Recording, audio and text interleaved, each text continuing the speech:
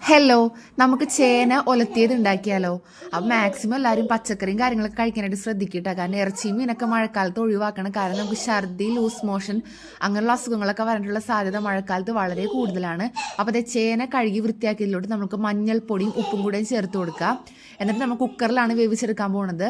അപ്പോൾ അതിനകത്തേക്ക് കുറച്ച് പച്ചമുളക്, കുറച്ച് ഇഞ്ചി, ആവശ്യത്തിന് വെള്ളമൊക്കെ ചേർത്തിട്ട് നമുക്ക് കുക്കർ അടച്ച് വെച്ചിട്ട് നമുക്ക് വേവിച്ചെടുക്കാം.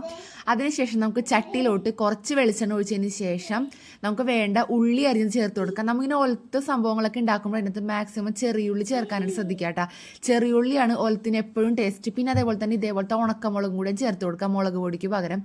അപ്പോൾ ഇത് രണ്ടും കൂടി ആകുമ്പോൾ നല്ല ടേസ്റ്റാണ്. പിന്നെ ഇതിന് നമുക്ക് ഒരു സ്പൂണൊക്കെ മാറ്റി വെച്ചിട്ടുണ്ടെങ്കിൽ നമുക്ക് ചമ്മന്തി ആയിട്ടൊക്കെ നമുക്ക് ചോറിൻ്റെ കൂടെ നമുക്ക് കഴിക്കാവുന്നതാണ്. അപ്പോൾ ഞങ്ങളിന്ന് കഞ്ഞിയാണ് ഉണ്ടാക്കിയിട്ടുള്ളത്. പിന്നെ എനിക്ക് കഴിക്കാനായിട്ട് കുറച്ച് നൂഡിൽസിൻ്റെ ബാക്കിയുണ്ട്.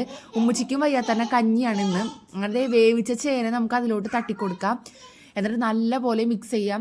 ഇപ്പോൾ സാധാരണ നമുക്ക് ഒലത്തും കൂട്ടി ചോറ് കഴിക്കുന്നതാണ് ഏറ്റവും നല്ലത്. ഇപ്പോൾ മഴക്കാലമാണ്, പല അസുഖങ്ങളൊക്കെ വരുന്നതാണ്. അപ്പോൾ എല്ലാവരും ശ്രദ്ധിക്കണം കേട്ടോ. മീൻ കഴിക്കുന്നവരൊക്കെ ആണെന്നുണ്ടെങ്കിൽ ഞങ്ങൾക്ക് പണി കിട്ടിയതാണ്. എനിക്ക് എൻ്റെ ഉമ്മാക്കും പണി കിട്ടിയതാണ്. ഭാഗ്യത്തിന് കൊച്ചിനും ഇതേപോലൊന്നും അസുഖങ്ങളൊന്നും വന്നില്ല. പുറത്തെ ക്ലൈമറ്റ് എന്ന് പറഞ്ഞിട്ട് ദേ ഇങ്ങനെയാണ്. കാരണം നമുക്ക് പുറത്ത് കറങ്ങാനോ ഒന്നിനും പോകാൻ പറ്റില്ല. വീട്ടിൽ തന്നെയാണ്. നല്ല മഴയാണ്, നല്ല തണുപ്പുണ്ട്. പിന്നെ ദേ ഞാൻ രാത്രി കഴിച്ചത് ഇതാണ് ചേനയും പിന്നെ നൂഡിൽസുമാണ് ഞാൻ കഴിച്ചത്. കഞ്ഞി എനിക്ക് കുടിക്കാൻ തോന്നിയില്ല. ഞാൻ നൂഡിൽസാണ് ഞാൻ കഴിച്ചത്. അപ്പോൾ ഓക്കെ, നമുക്ക് അടുത്ത വീഡിയോയിൽ കാണാം. ബൈ.